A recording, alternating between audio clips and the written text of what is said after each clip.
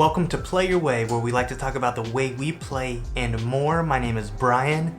In this video, I want to kind of highlight and really explain my experience with Fire Emblem.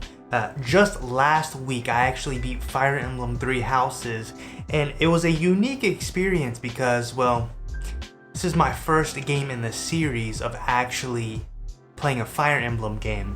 So I wanted to take this video to really kind of showcase my newbie experience and kind of just let those who are familiar with this series kind of get an understanding of what it's like to play Fire Emblem really for the first time. And now I get my situation was kind of unique with 3 Houses being the first one, mainly because I know from what I've heard, many of them are actually not as vast and in-depth as 3 Houses, especially with like picking 3 different routes. I get that, but I still wanted to kind of really explain what my early thoughts were of really the Fire Emblem series. Now, I don't want this to be a Fire Emblem 3 Houses review. I don't want this video to turn into that, so I want to kind of dial it back just a little bit to really explain kind of my surface level thoughts of what I thought about the genre of Fire Emblem, what I thought about the setting of Fire Emblem. Again, when it comes to the story, it's going to be a little bit hard because not every story and character is the same in every Fire Emblem game. So I wanted to just kind of dive deep into really what my thoughts are on Fire Emblem. So my only experience with Fire Emblem, as probably most, is Smash Bros. Super Smash Bros. I've played as Ike, and actually Ike was one of the early Smash Bros. Characters that I kind of got to really enjoy, and I know there's many more Fire Emblem characters on Smash Bros. And that's not a Fire Emblem game. That's Smash Bros. That's what it is. It's its own thing. So, you know what? I'm a big fan of Nintendo. I told myself, let's play a Fire Emblem game, and you know what? Why not choose the most up-to-date one on the Nintendo Switch? I love the Nintendo Switch, and so I decided to play it. Now, it's unique because, as I mentioned on previous videos, I've mentioned on previous podcast episodes for Play Your Way, I missed out on a lot as a kid.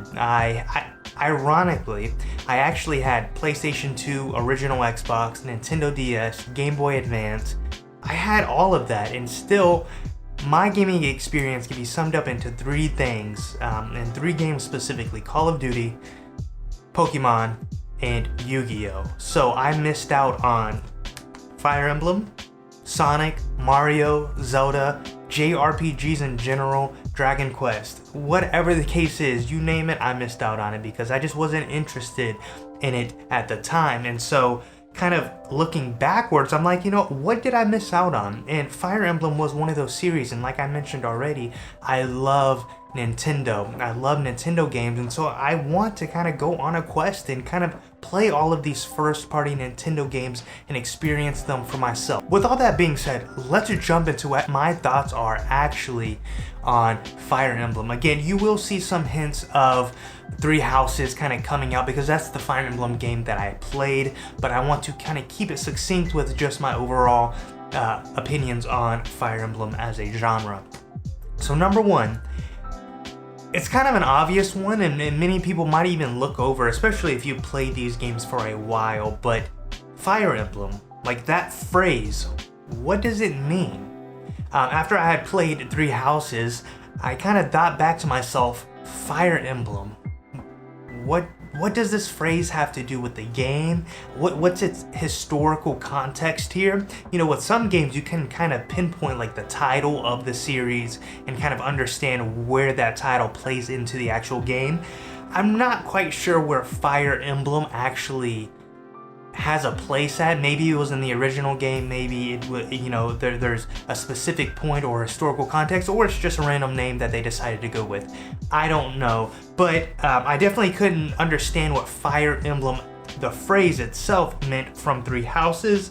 So I'm kind of clueless on that, and I purposely didn't do any research because I did want to keep this video really authentic to really my thoughts on Fire Emblem as a series. So that was kind of my first response. It's kind of a small one, but kind of a big one at the end of the day, because if there is kind of a deeper meaning behind the phrase Fire Emblem, I'm curious, and maybe it'll actually enhance my experience some way or somehow. But number two, I really had to adjust my preconceived Nintendo assumptions with this one.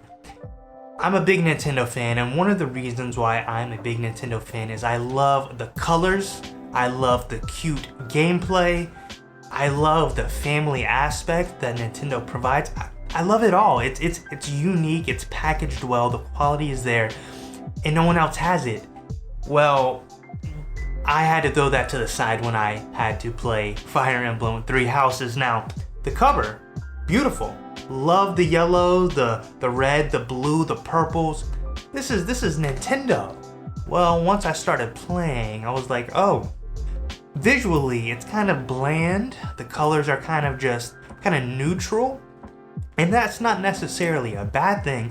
But when you come from a preconceived notion of Nintendo, colors are gonna pop, the gameplay is gonna be cute. Well, that's not necessarily the case. So I quickly had to adjust, and it was more of a mundane visual, if you will. Kind of bland colors, which is okay. I'm okay with that. I love me some colors that, it's not gonna be Splatoon up in this Fire Emblem game. I get that. And even if you look back to, Path of Radiance or Radiant Dawn, or just really any Fire Emblem game, the ones that I've had, taken a look at just a little bit, gameplay, trailers, whatever the case is, the colors are a bit bland, and that's just the uniqueness of Fire Emblem.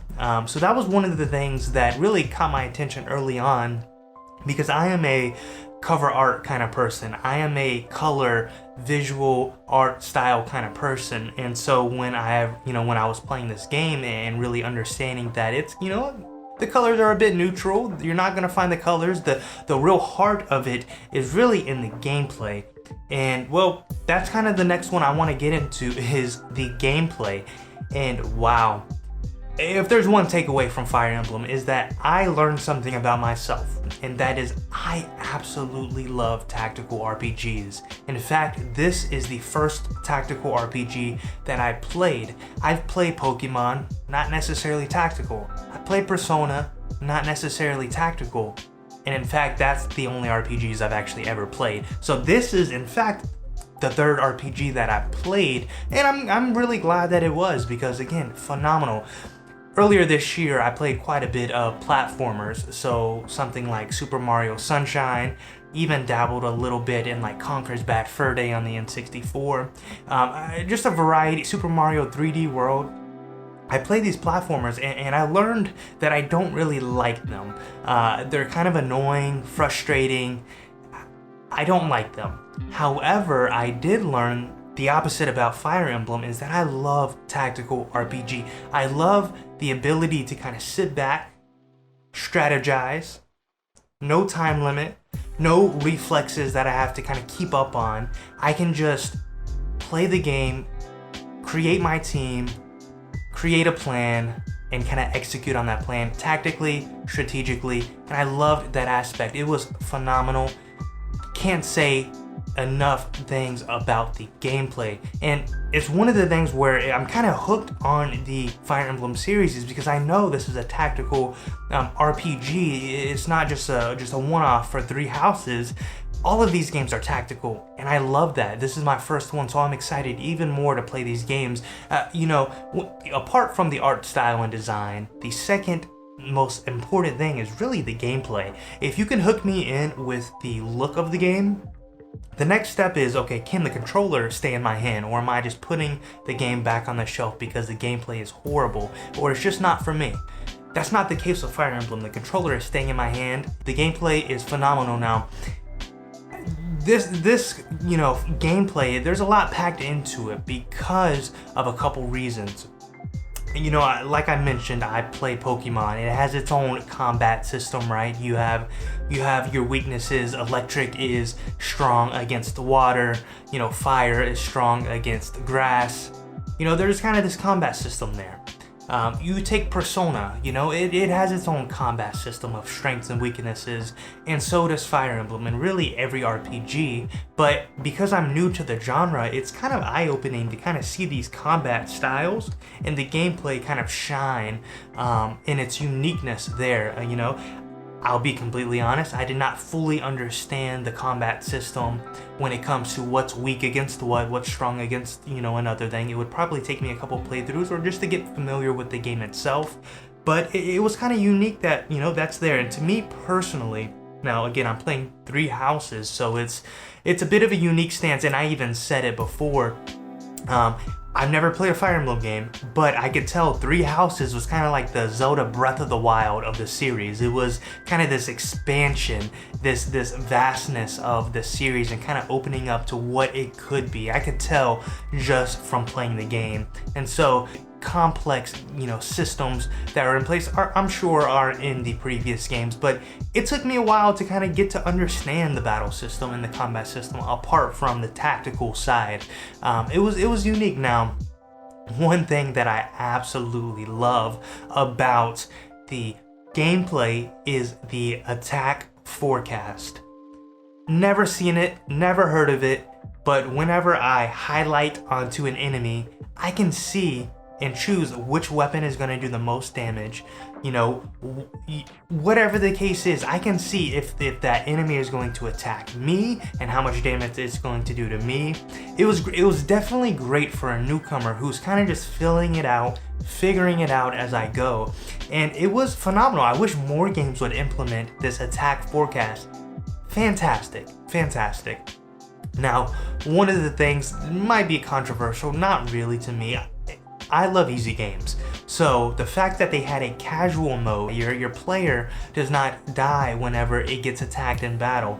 It comes back. Now, for the more hardcore player, I can see how, it's not that fun. You want more of a challenge. Let's play on the classic mode, and let's keep of our team as possible. Now, I did not want to play like that. I wanted to keep my team, and whether they died or not. So the casual mode was awesome. I love that they implemented that. That was phenomenal. It works very well for this game.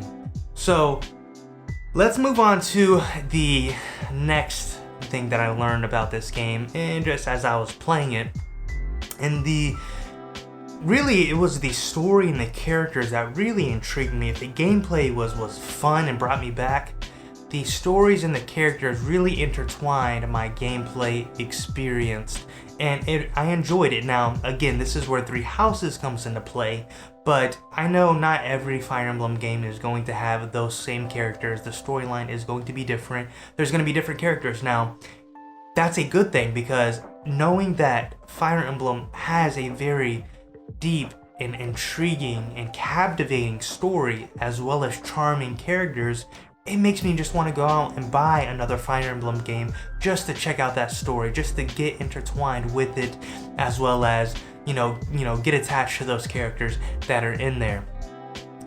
It really pulled me in, and I think it's going to continue pulling me in for future games. Now, the last one is setting. Now, this one is a bit of an intriguing one. I don't have a whole lot to say, but the historical setting, with knights and princes and dukes and emperors.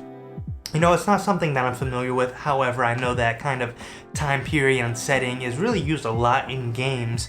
And, from a historical perspective, I put myself, a historical perspective, it's kind of cool, being a knight, or especially with 3 Houses, being a professor, and you're raising up your students to fight in battle. It was really fun. It's definitely a setting that I'm not used to. Again, I'm used to the Marios, I'm used to the Sonics, where it's this just made up, cute, fun world. But this is more of a, we've got warriors, we've got these priests and cathedrals and these battle systems. It was unique. It was something that is new for me, but I really did enjoy it. And again, I'm looking forward to the next Fire Emblem game that I play. Overall, fantastic series. I'm glad I played 3 Houses first, because you know, it's kind of like going big, you know, going big on the first one. It kind of gives me a really good understanding. And yeah, I might go back and play through another path or two. I actually played through the Blue Lions route. And, you know, I'm glad I did. I heard some good things about the Blue Lions route, and I really enjoyed it. It was a fantastic game. Really love the series, and I cannot wait to play more. So those are my thoughts on a newbie playing Fire Emblem. The Fire Emblem series. Again, I don't know what else to say. I'm gonna be buying some more Fire Emblem games. I hope you will too. Thanks for watching. Like, comment, subscribe. We'll see you next time.